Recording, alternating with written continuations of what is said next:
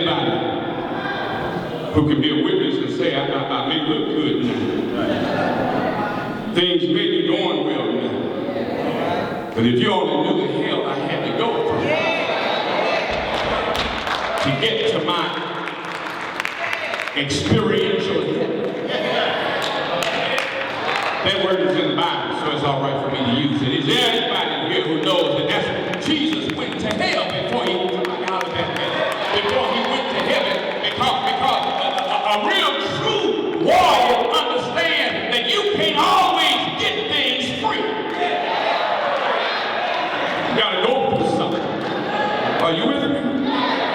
But Jesus made it because he understood that sometimes the most direct path to heaven is through hell.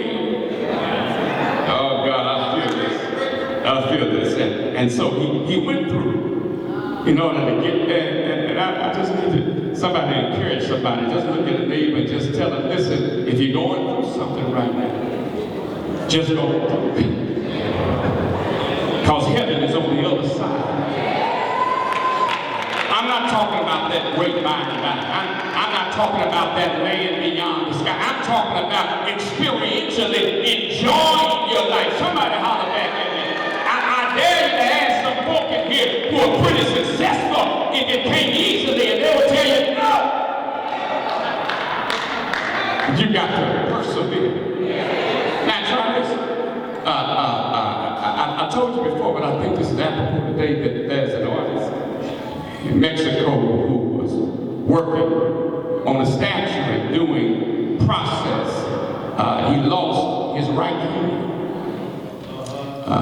He lost his right hand, and so he waited a while and he learned how to do statues and sculptures and all of that with his left hand. And he went on, kept working at this masterpiece. And as he learned to carve with his left hand, he finally finished the work. You know what he called it? It's still there. It's in Mexico. You know what he called it? He called it In Spite of.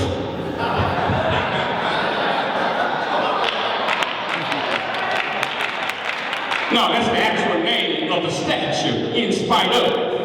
Oh, I wish I had 12 folk up in here who can say, Pastor, that sounds like my life. I've got some in spite of blessings right now. I've had to endure some stuff, but in spite of that, folk have gotten on my trail, but in spite of that, the haters are trying to magnify themselves, and in spite of that, somebody holler back at me. I persevered, and I have what I have. I am where I am. I'm going where I'm going. I become what I need to, in spite of.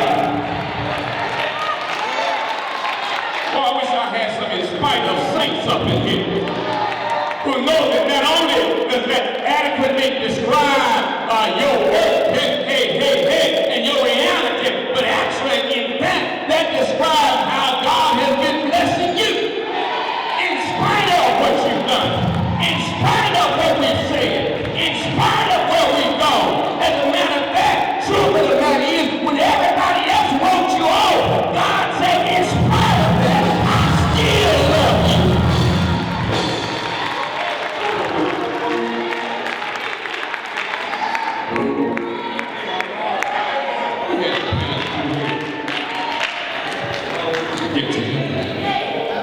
Oh God, I like that.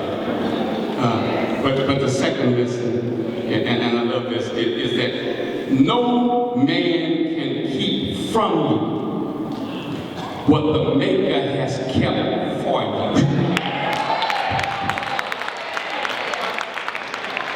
Oh God, yeah. No man can keep from you. I'm just about done now. I got about 6 minutes, 18 seconds. No man can keep from what God has kept for you. Try it one more time. No man can, are you with me? Because every now and then people will become bold enough and have the audacity to believe that they can keep a blessing that God intends for you from you.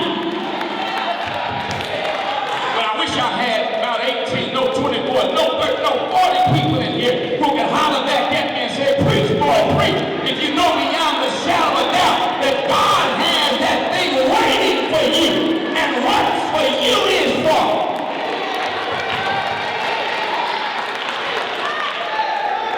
That's why even when I don't see the manifestation of that reality that I'm working towards, I can still give God thanks for it. Okay, this is simple right here. And the whole thing is simple, but this is simple illustration. Check this out. My mama can cook. Oh Lord, she can. She can cook. My mama can cook. Yeah, my mama can cook. My mama can cook. No. Okay, y'all never touched that. My mama's cooking. That's why you're sitting there looking like that. My mama can throw down. No, my mama can burn. Yeah, no. Truth of the matter is, my father can cook too, but this doesn't concern him right now. My mama can throw down. And I grew up at 663 Post Place. That's right. And in that household, there was a door that separated the dining room from the kitchen. And many times, that door would be there closed, and my mama would be behind the door cooking. We'd sit down at the table, and even before the food was brought out, my father would pray, Lord, thank you for what we're about to receive. Nothing had been brought out to the table yet. The door was closed, so he couldn't see what my mama was doing. But when he sat down at the table, we sat around and he said, Lord, thank you. Oh God, for what I'm about. Okay, y'all ain't getting this. There was no food on the table. Y'all gotta holler back at me. The door was closed. So he didn't know exactly what my mama was cooking up. But in spite of it, when we sat down at the table, my daddy prayed, Lord, thank you for what we're about to receive. And every now and then in life, even when you don't see the thing you've been waiting on and working for, you need to fall down on your knees and remind yourself that I'm thankful. Come on, I wish you could. I could retire the rest of the folk. I'm not going to ask you but 2 more times after this, but would you just touch somebody else whether they want you to or not and tell them the reason I shout so hard is because I'm thanking God for what I'm about. Some folk will look at you like you lost their mind because all they see is bills stacking up. All they see are health problems. But I need somebody today to holler out, Lord, I thank you for what I'm about.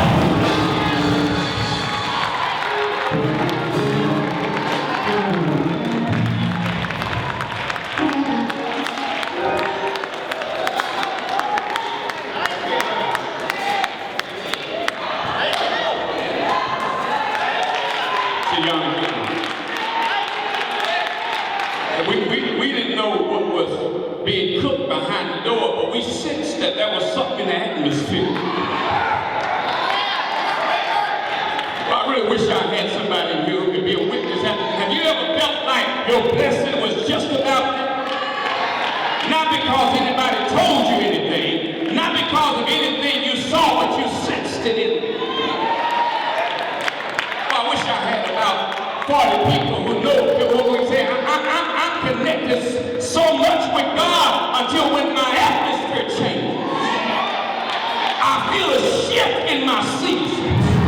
Oh, I wish I had some people up here who can holler back at me. Is there anybody here who feels a shift in your season?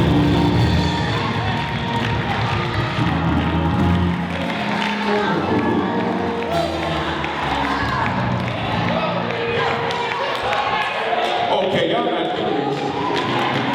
But I wish here's the last first and the last 2 times. But I wish you'd get up and go tell somebody that my season is about to change.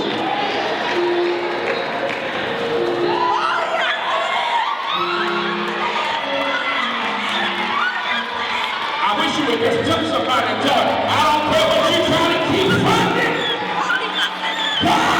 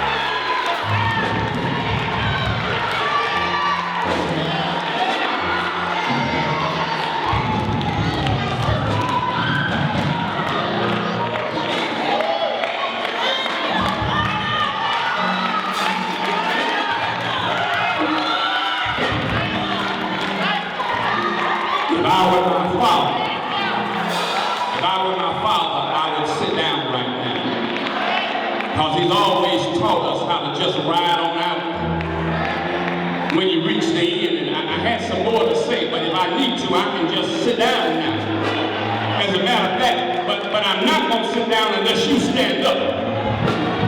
I'm not going to sit down unless you, but no, don't just stand up, but you need to speak up.